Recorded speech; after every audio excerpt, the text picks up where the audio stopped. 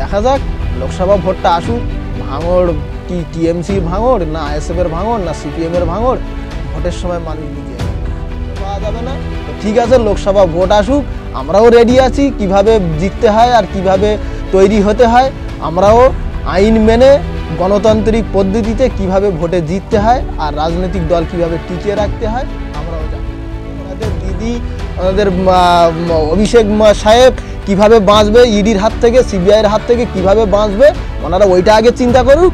তারপরে আমাদের দল থাকবে কি না থাকবে সেটা আমরা বুঝে নেবো, এখন জনগণ বুঝে নেবে, ওনাদের বুঝতে হবে। ক্যানিং পূর্বের যে নেতা না, তো উনি একটা গুন্ডা, আমরা ওনাকে গুন্ডা বলেই চিনি। উনি নেতা না, নেতা হলে ওরকম বার্তা দিত না। প্রকাশ্য হুমকি দিচ্ছে, জলকারে যেতে দিও না, যারা যারা বিরোধী দল করে তাদেরকে জিনা হারাম করে দেবে। কি জিনা হারাম করে দেবে? আমরা বিরোধী দল করে আমাদের জিনা হারাম করে দেবে? ঠিক আছে, দেখা যাবে। বিরোধী থাকাটা হচ্ছে দম থাকা দরকার।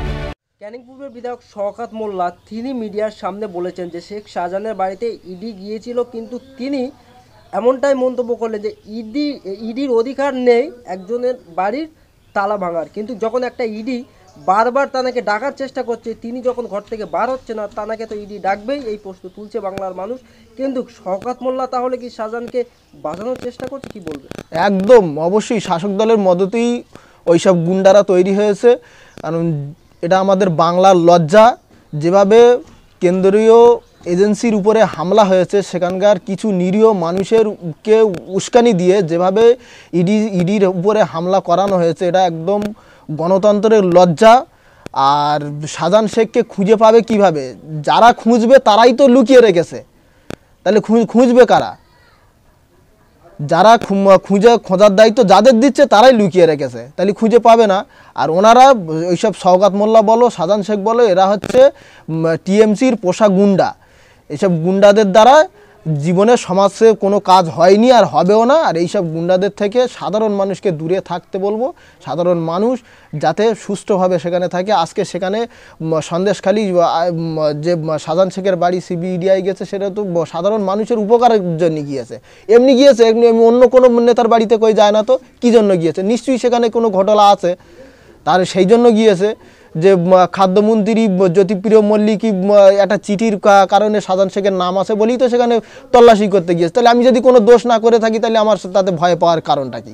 আমি দোষ করিনি, তাহলে আমার ভয় পাওয়ার কারণ নেই। সিবিআই ইডি গিয়েছে, তারা তদন্ত করবে, খোঁজ করবে, করে চলে আসবে। আমি যদি নির্দোষ হই, তাহলে তাদের উপরে হামলা করার দরকার কি? নিশ্চয়ই নির্দোষী বলে তাদের উপরে হামলা করেছে। আর এর জন্যই আজকে সাধারণ মানুষও বিপদে পড়ছে। সাধারণ মানুষকে বলবো, এইসব গুন্ডাদের থেকে দূরে থাকুন আপনারা। সামনে লোকসভা ভোট, কতটা প্রস্তুতি নিচ্ছে? আমাদের প্রস্তুতি খুব ভালো। বিশেষ করে ভাঙড় মানে আলাদা নাম। ভাঙড়ে আইএসএফ যথেষ্ট আমাদের ভোটার আছে, আমাদের জনগণ আমাদের সঙ্গে আছে। আমরা লোকসভা ভোটে জিতব।